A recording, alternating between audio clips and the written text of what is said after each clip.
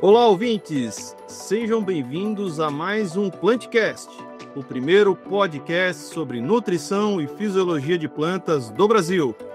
Eu me chamo João Paulo Silveira, atuo como gerente de desenvolvimento de mercado na diretoria Centro-Sul e serei host desse nosso episódio de hoje. Plantcast, o primeiro podcast sobre fisiologia e nutrição de plantas.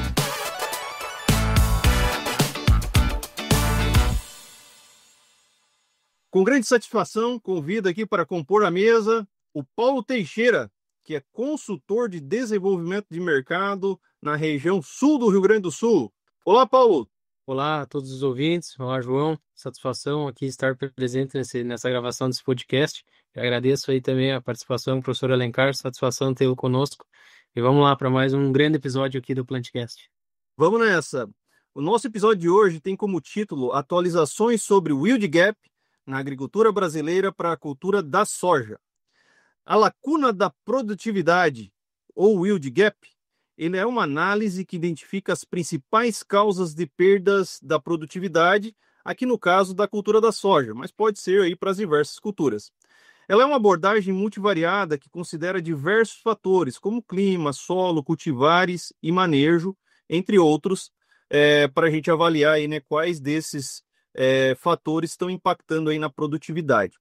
Olha que legal aqui um dado que eu busquei ontem na internet. Segundo o site Global Yield Gap, considerando o período de 1999 a 2018 para a cultura da soja, o potencial produtivo das lavouras no Brasil fica em torno de 5,4 toneladas por hectare, ou seja, 90 sacas de soja por hectare. A produtividade atual para esse período, na ordem de 3 toneladas por hectare, ou seja, 50 sacas de soja por hectare. E o Yield Gap, então, fica na ordem de 2,4 toneladas por hectare, ou seja, 40 sacas de soja por hectare. 40 sacas de soja por hectare, considerando o período aqui de 1999 a 2018. É muita coisa. E aí fica a pergunta: quais são as atualizações nesses dados? Quais são os fatores que têm impactado nas perdas de produtividade nas últimas safras? Como reduzir esses gaps de produtividade?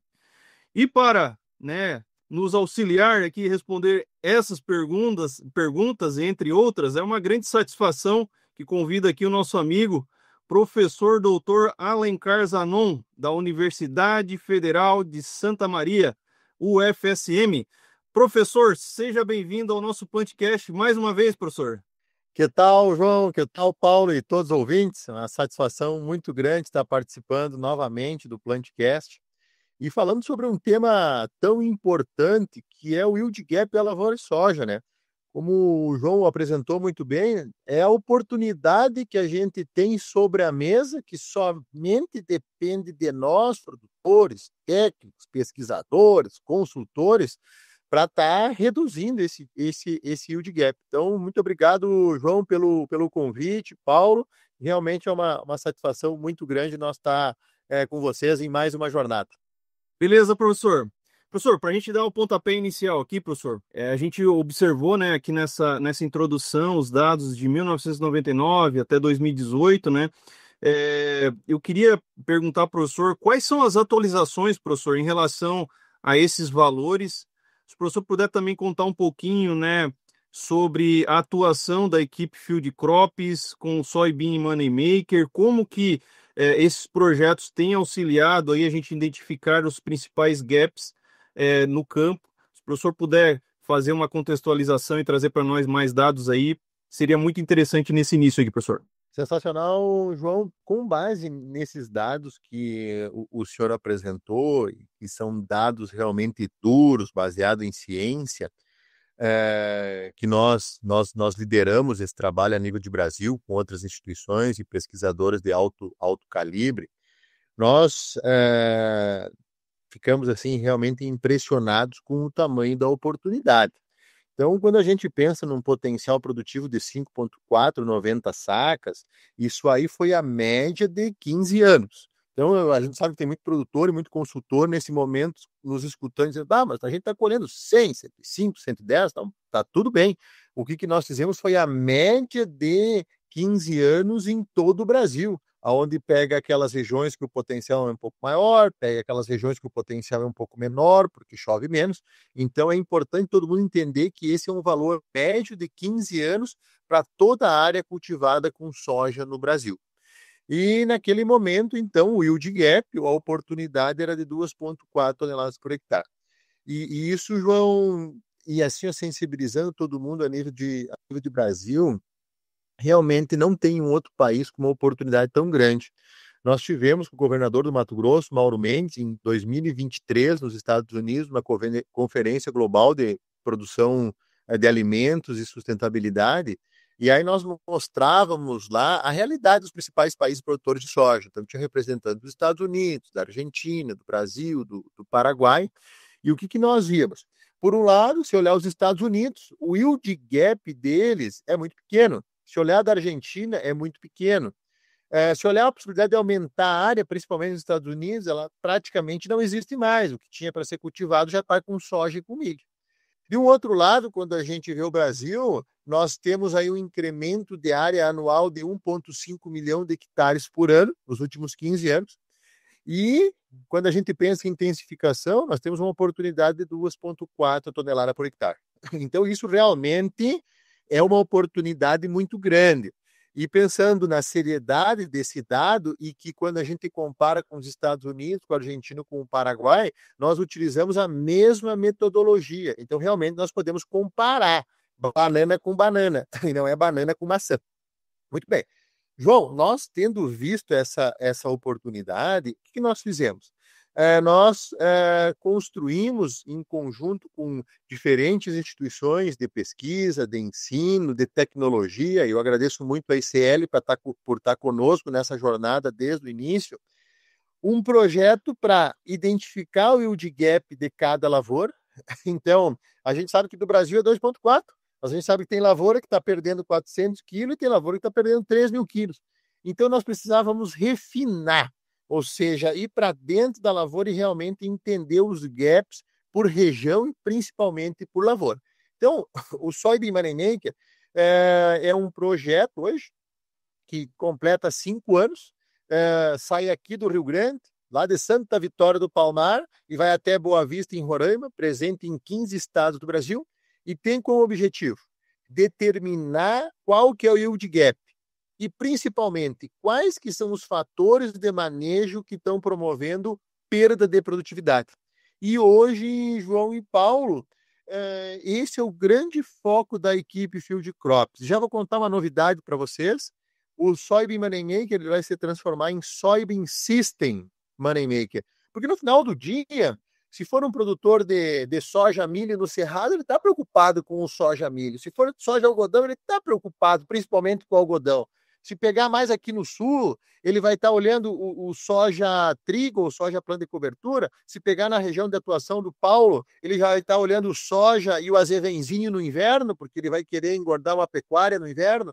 Então, nós já estamos olhando o sistema produtivo. Mas, definitivamente, João, nós temos que avaliar a realidade de cada lavoura, botando o pé dentro da lavoura. Então, hoje, o Soybean Money Maker é um trabalho focado em fazer diagnóstico e mostrar para o produtor aonde ele está perdendo produtividade. E é isso que a equipe Field Crops faz. Bom, professor Alencar, nesse mesmo assunto aí eu gostaria de questioná-lo. O senhor comentou bem aí que um dos principais pontos do projeto, né, de Yield Gaps e do trabalho da equipe Field Crops é compreender aqueles principais fatores de manejo que interferem, né, nessa questão do Yield Gap. Dentro dos principais fatores, a gente sabe que isso vai ter aqui oscilações, né, conforme o ano e também dependendo muito da região. Vamos pegar a ocorrência de limitação hídrica, a gente sabe que aqui para o sul impacta mais do que para outras regiões, por vezes, mas eu gostaria de entender com o senhor, e aí eu acho que é um fator que pesa, dá para se dizer, em todos os territórios, o fator nutrição. qual que é a sua visão hoje do peso e do ranqueamento, vamos dizer assim, do fator nutrição dentro aqui dos yield gaps de produtividade?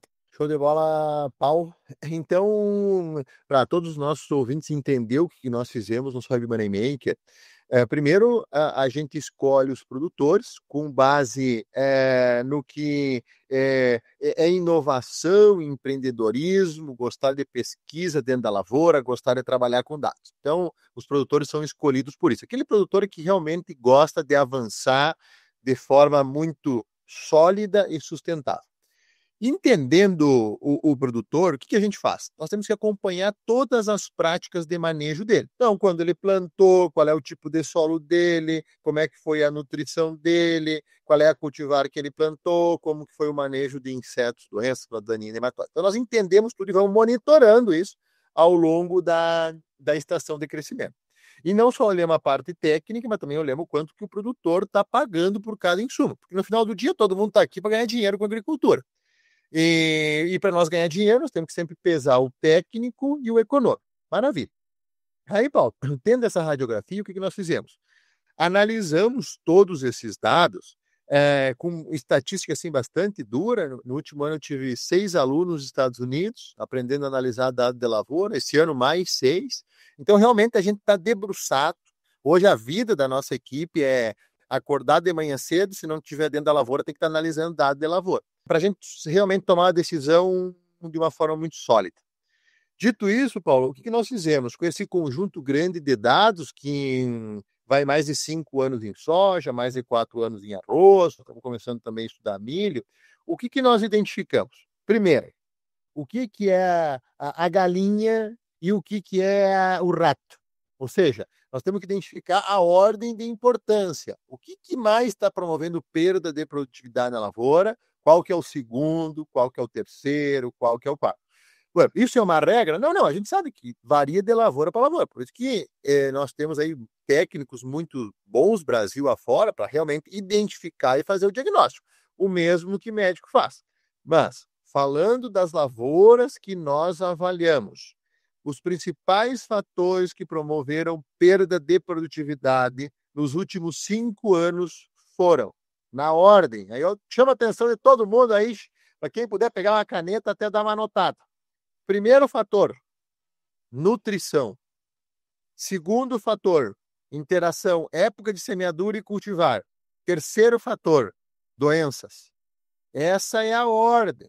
Então, Paulo, quando nós pensarmos em qual que é o elefante hoje, independente se nós estivermos no Rio Grande Velho ou se nós estivermos em Roraima ou no Maranhão, o principal fator que promove perda de produtividade, com base em dados de lavoura, em 15 estados do Brasil, a resposta é nutrição. Legal, professor. Nutrição, então, ele seria o elefante, então, professor, na comparação que o professor colocou aqui. Ô, professor, e quando a gente fala em nutrição, né, entrando, né, de forma mais detalhada, quais são os nutrientes que vocês têm encontrado assim mais limitantes, assim, professor, que têm contribuído, né, para a relevância da nutrição nesse gap de produtividade? Maravilha, João. Assim, ó, hoje nós identificamos e estamos debruçados a entender mais nitrogênio e potássio. Esses são elementos que realmente nós temos estudado bastante e nós temos identificado, João, que tá limitando muito a produtividade, né? Nem vou dizer mais da lavoura de soja, mas sim do sistema de produção de soja. Porque o que aconteceu, né, João, ao longo aí dos últimos anos? Se nós pensar a nível de lavoura, nós temos aí um ganho de produtividade por manejo, cultivar e ambiente de 100 quilos por hectare por ano. Esse é o ganho que nós estamos tendo a nível de lavoura. Muito bem, com esse ganho, o que aconteceu com o ciclo de desenvolvimento das cultivares? Encurtou muito. Então, nós falávamos em cultivar. Eu me lembro quando era gurixa, nós plantava soja lá em casa em novembro e colhia em maio. Isso aí era 150 dias de ciclo, a soja velha ficava meio ano.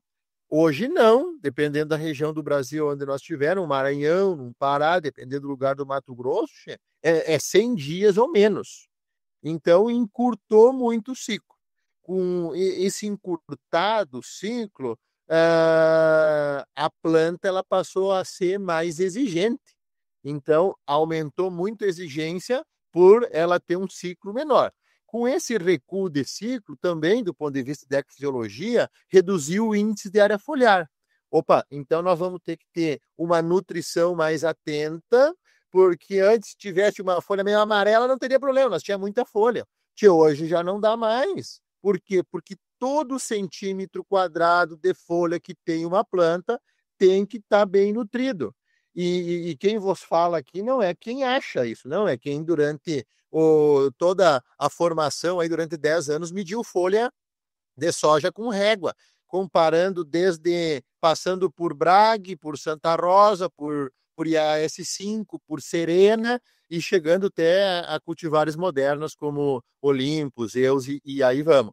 Então, hoje, nós reduzimos ciclo, nós perdemos a área foliar, consequentemente, aumentou muito a exigência. De um outro lado, se nós quisermos manter, por exemplo, teores altos de proteína, o que a gente vê, né, João? As cultivares modernas de soja, elas produzem muito mais. Com esse aumento de produtividade, nós tivemos uma redução da eficiência dos insumos. E aí eu vou dar um exemplo aqui do potássio. E agora eu quero que todo mundo preste bastante atenção aí, porque de vez em quando, como professor, eu me dou uma enrolada. Mas vamos lá.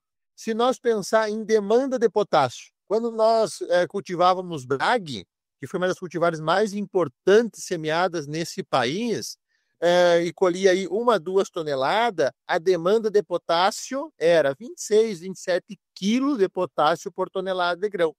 Hoje, quando nós pensamos em colher 4, 5 toneladas, a demanda para produzir os mesmos 1.000 quilos de grão saiu de 26, 27 e passou para 39, 40. Ou seja, nós tivemos um aumento muito grande da demanda de potássio para produzir a mesma quantidade de quilos de grão. O que é isso? No momento que a gente sai aí de um bairro mais humilde e vai morar num bairro mais nobre, num condomínio fechado, não tem que pagar mais por isso. A planta é a mesma coisa.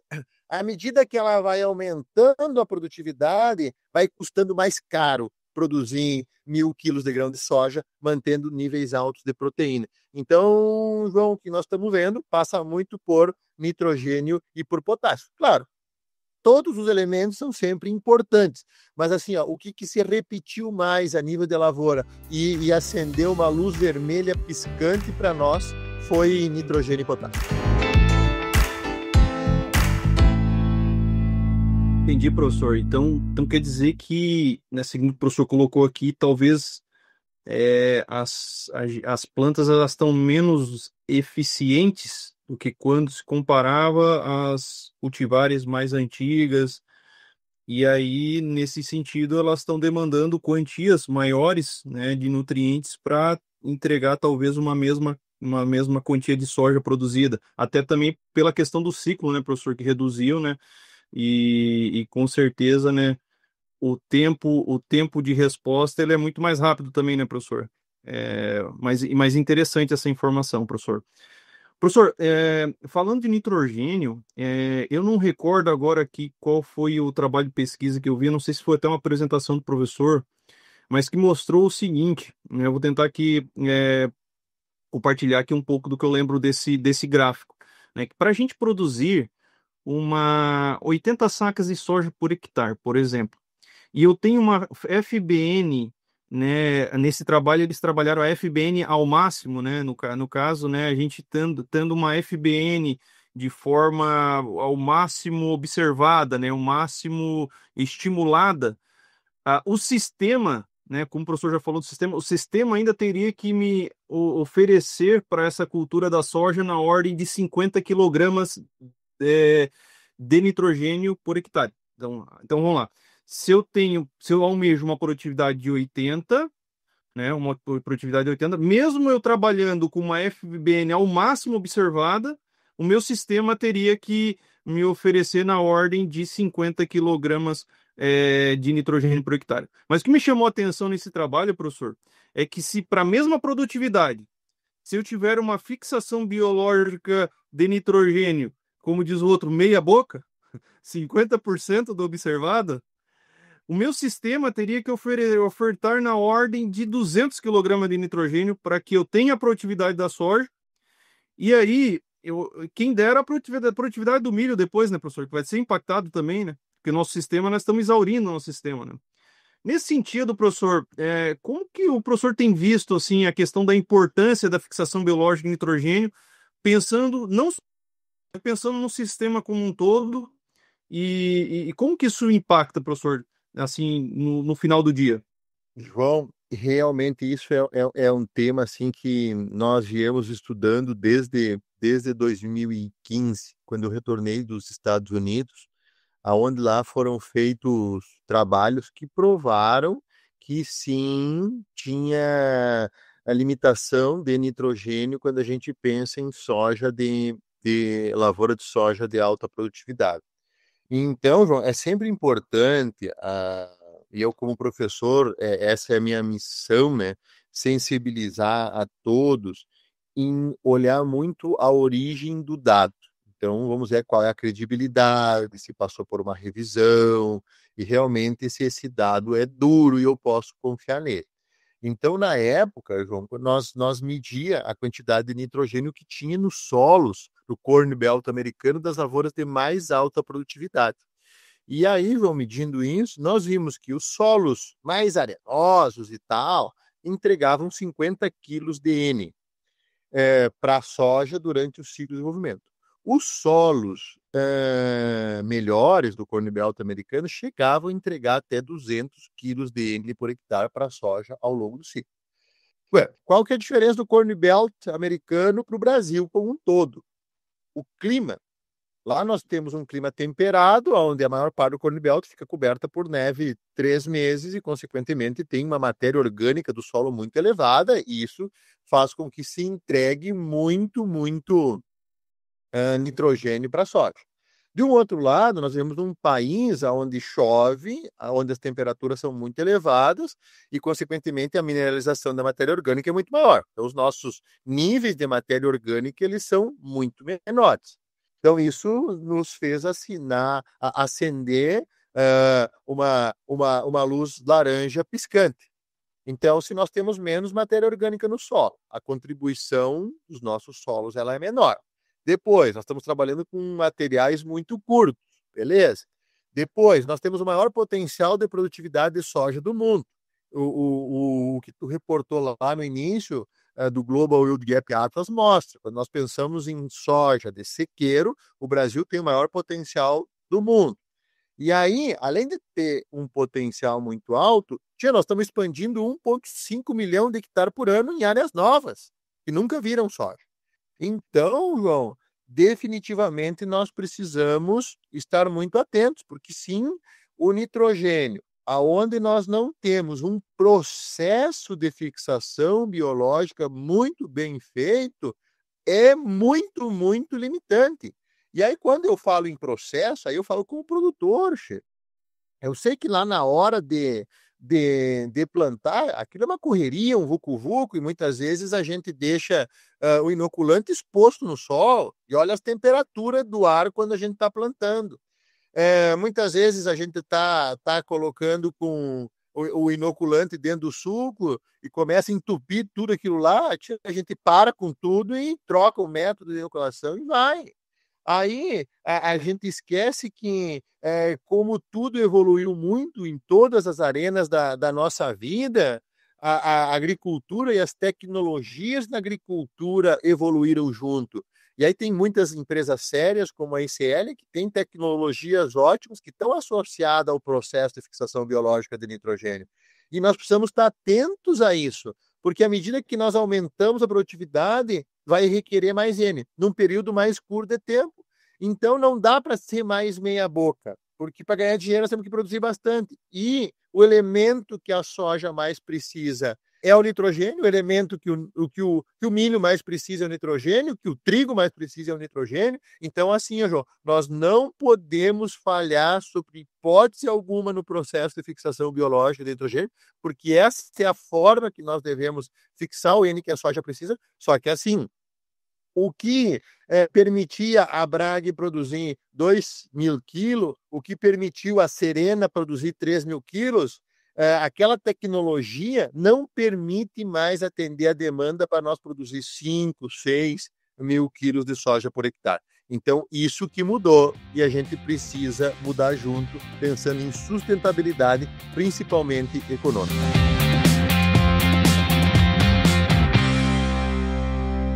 Professor, eu gostaria de puxar aqui também um gancho, né, falando sobre essa alta demanda de nitrogênio, falando sobre o processo de FBN, e principalmente o senhor comentou sobre um grande gap aí que a gente tem de manejo, que é a questão de nutrição.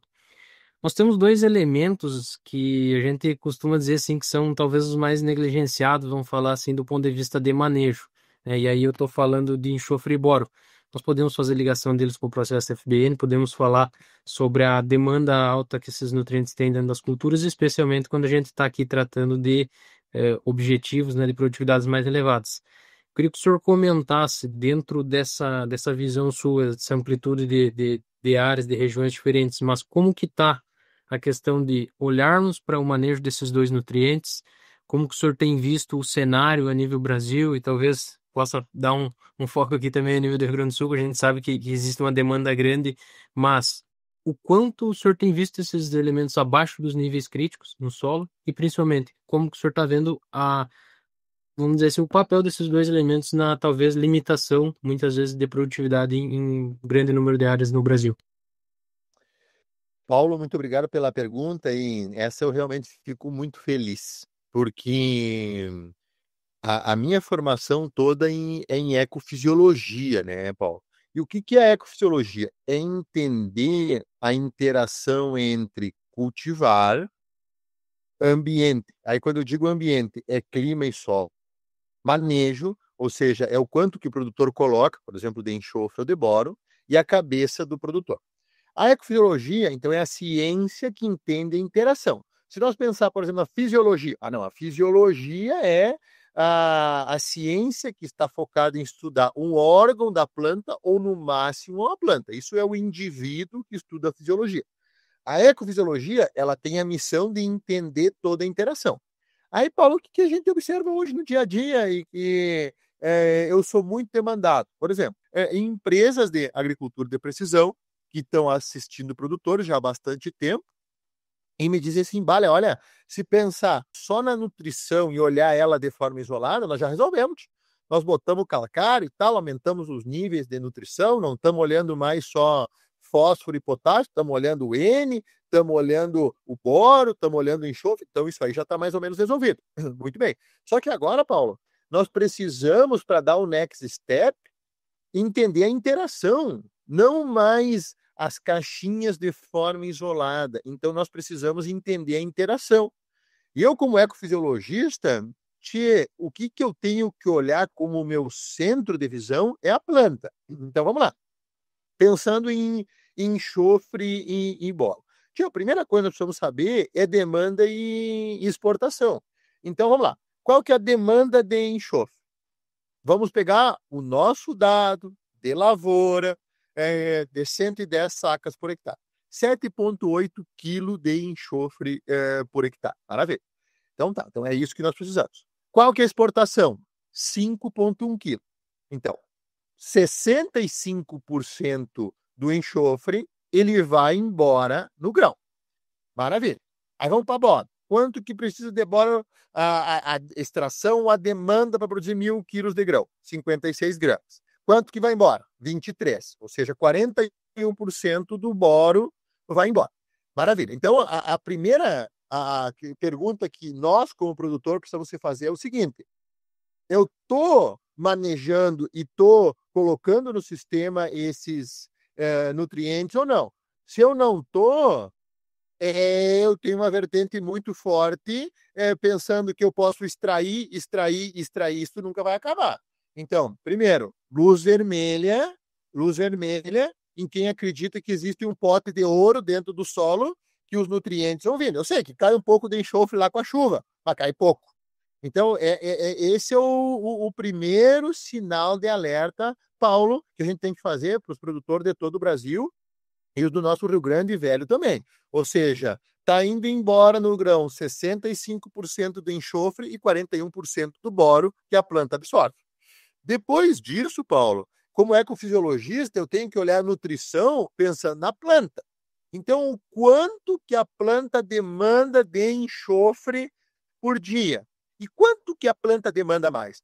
Sempre nas aulas, a gente procura botar aí um pinto e uma galinha. E aí pergunta, a quantidade de ração que vai para o pinto e para a galinha é a mesma ou não é a mesma? Não é a mesma, a galinha come mais. Então tá, qual que é o momento, qual que é a idade da planta que ela vai ter um maior acúmulo, por exemplo, de enxofre? Que é na metade do enchimento de grão. Tá na metade do enchimento de grão. Muito bem. Então a gente tem que entender lá que o enxofre, por exemplo, tem uma mobilidade baixa dentro da planta. Ok. Entendido isso. Aí nós temos que saber o quanto que a planta precisa no momento que ela mais demanda. Então o valor é 0,6 quilos por hectare por dia, ou 600 gramas por hectare por dia.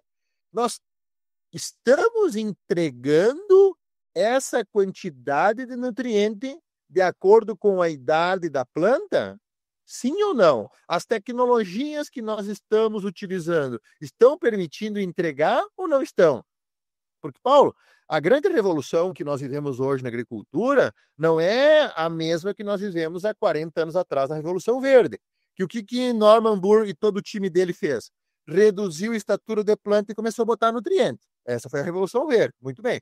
Hoje não. Hoje o que nós precisamos é ter tecnologia para aumentar a eficiência do uso de cada nutriente, ou seja, é produzir mais por ponto de enxofre, por ponto de boro. Então, nós estamos usando tecnologias que permitem isso ou não. E aí, assim, para nós saber, nós temos que fazer diagnóstico. Só no olho, olha, é muito, muito difícil. Então, nós estamos sabendo. Isso vale para o boro também. Qual que é o momento que a planta mais precisa de boro? Vai ser na fase vegetativa, ali, da transição da fase vegetativa para o início do florescimento. Quanto que vai precisar? Uns 4,3 aí, gramas de boro. Então, no início do florescimento, o bicho vai pegar e vai precisar de mais boro. Ou seja, nós estamos conseguindo oferecer isso ou não. E nós temos que checar, nós temos que fazer um pouco mais de diagnóstico. Então, Paulo, eu gostaria de sensibilizar os produtores que estão nos escutando. Primeiro, não existe um pote de ouro no solo que a gente só vai tirando e não precisa colocar. Segundo, nós temos que pensar hoje não mais em nutriente em quilo, nós temos que pensar hoje em nutriente em tecnologia embarcada que permita maior eficiência. Maior eficiência é produzir mais quilo de grão por quilo de nutriente ou por grama de nutriente.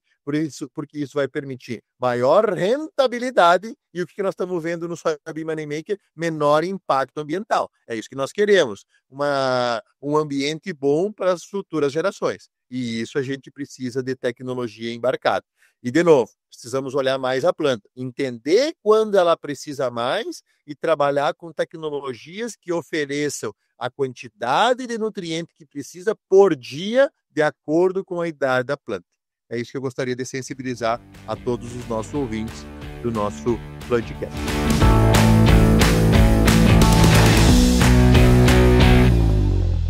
Legal, professor. Muito bom aí o bate-papo.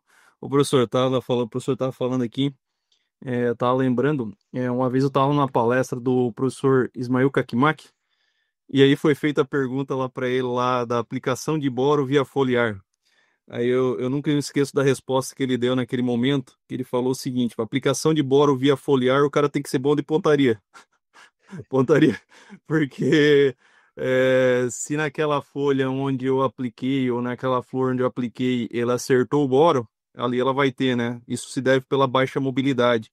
E aí, né, entre outros trabalhos aí, uma série de trabalhos mostrando a importância, né, da construção do boro no solo, né, professor? Até porque nós temos cultivares de modalidade de crescimento aí indeterminado, e elas estão, né, constantemente lançando novas flores, novas folhas e tudo mais, né? A gente sabe, né, disso, da realidade do campo. E aí, então, importante, né, de você, de fato, construir boro no solo. É, E aí, né, claro, né, dependendo do manejo de cada um dos agricultores, depois, se ele achar interessante fazer algumas aplicações foliares, né, para um efeito de complementação. Mas o boro no solo também tem um efeito importante de auxiliar no desenvolvimento radicular, né? Tem muitos trabalhos mostrando isso, né? Mas enfim, professor, quando a conversa é boa, ela passa rápido, né? Não deu nem tempo de terminar a térmica aí, né, professor, de chimarrão, né? Mas que coisa, hein? Mas assim, pessoal, uma grande satisfação. Grande satisfação em conduzir esse podcast. Tenho uma admiração muito grande pelo professor Alencar Zanon, pela pessoa que ele é e pelo trabalho, todo o trabalho que ele conduz. E hoje, né, no podcast de hoje, a gente conversou um pouquinho aqui sobre yield gap, as atualizações, né, do yield gap no Brasil e tudo mais. O professor trouxe muito bem. Falamos um pouquinho do impacto da nutrição, né, nesse yield gap. Falamos também um pouquinho de fixação biológica em nitrogênio, quão importante ela é, né, quando a gente olha, né, fala principalmente nitrogênio, não só para a soja, quanto no sistema também. E o professor trouxe aqui para o final, né, a importância de enxofre e boro, ou seja, não é, né, apenas o nitrogênio, o potássio, a gente sabe que são mais relevantes quando a gente estuda o yield gap, mas no final do dia a gente tem que ter um equilíbrio nutricional, né? E não é um nutriente mais importante que o outro, mas sim todos trabalhando aí em conjunto de forma equilibrada para entregar, né, a melhor nutrição para a cultura, né? No caso aqui a soja, mas para todas as outras culturas também. Eu gostaria de passar a palavra aqui para o nosso amigo Paulo aí, para ele deixar suas considerações finais, Paulo. Bom, obrigado, João. Agradeço aí pela participação na gravação desse Plantcast. Agradeço especialmente ao professor Alencar, mais uma vez, informações de grande valia. E tomo a liberdade aqui de parabenizando o senhor, para parabenizar também o trabalho de toda a equipe Field Crops, porque todo o material, todo o estudo que é gerado por vocês é fundamental para a evolução da agricultura no país como um todo. E com certeza é uma satisfação ter vocês aqui no nosso estado também representando isso e ajudando na evolução da agricultura aqui. Agradeço a sua disponibilidade em participar do nosso podcast. Obrigado, João, e um abraço aí a todos os ouvintes. Professor, muito obrigado mais uma vez. Muito obrigado por enriquecer aqui o nosso podcast, sempre trazer, né, boas discussões e sempre fazer a gente estar evoluindo e ajudar, né, de fato aí para a evolução da agricultura como um todo aí, não só no Brasil como no mundo. Professor, eu queria passar a palavra para o senhor, até para deixar uma palavra final e depois também deixar os contatos de vocês aí, onde que a gente encontra, né, o professor Alencar Zanon, a equipe Field Crops e tudo mais aí, professor. Muito obrigado, João. Muito obrigado, Paulo, pela oportunidade. Hoje nós entendemos e escutamos muito o podcast, né? Porque é um meio muito fácil. Para quando a gente está viajando, a gente está em casa tomando mate tranquilo, a gente pode estar aprendendo. Então, parabéns à ICL por liderar esse Plantcast, sempre assim, com pesquisadores, produtores, consultores de altíssimo calibre e que a gente escuta, recomenda, porque realmente ajuda a gente a avançar de forma sólida numa agricultura mais sustentável e principalmente lucrativa. Gostaria de deixar as nossas redes sociais para quem está nos ouvindo. Se entrar lá no Google e colocar Equipe Field Crops, todas as informações que a gente vem gerando ao longo dos últimos anos, está tudo disponível no nosso site. Então a gente convida lá para vocês dar uma olhadinha. Da mesma forma, peço para vocês nos seguir no Instagram, no Facebook, no YouTube, no TikTok, no LinkedIn. É só digitar Equipe Field Crops. E lá nós estamos 365 dias por ano dentro da lavoura transmitindo informação. E também aproveito, né, João Paulo e todo o time da ICL, por vocês estar juntos na nossa terceira edição do livro de Ecofisiologia da Soja visando altas produtividades. Primeira e segunda edição nós tivemos aí a parceria da ICL e felizmente, né, João e Paulo, as duas edições estão esgotadas. Então foram impressos aí milhares de livros espalhados Brasil afora e hoje nós não temos nenhum exemplar. Até o meu já não tem mais. Mas é porque realmente a gente tem, ao longo dos últimos anos, trabalhado de uma forma muito séria para compilar informações de ciência dura numa linguagem muito fácil para o produtor. E eu comento aqui com os nossos alunos que quando a gente escreve uma frase e o produtor tem que ler e entender e principalmente aplicar, se aquela frase não tiver aplicação dentro da lavoura, ela deve ser deletada, apagada do livro, porque o produtor e o consultor não têm tempo. Então, é dessa maneira que a equipe Field Crops também vem transmitindo e veiculando o conhecimento gerado dentro da lavoura. Então, convido a vocês A partir de julho de 2025, vai estar disponível a terceira edição do livro de Ecofisiologia visando altas produtividades, focado principalmente em nutrição para altas produtividades. Muitíssimo obrigado, João e Paulo, pela oportunidade de estar aqui conversando com os amigos e compartilhando o conhecimento gerado pela equipe Field Crops, que é composta por várias instituições de ensino e pesquisa em todo o Brasil. Muito obrigado e um forte abraço a todos os nossos ouvintes. É isso aí, ouvintes. Muito obrigado por ouvir mais um episódio do PlantCast. Se você gostou, não deixe de nos avaliar aí no seu aplicativo de preferência. Não deixe de nos seguir também nas redes sociais, Facebook, Instagram, YouTube, também no TikTok. Até o próximo programa. Um abraço. O PlantCast é uma produção da ICL, Impacto para um Futuro Sustentável.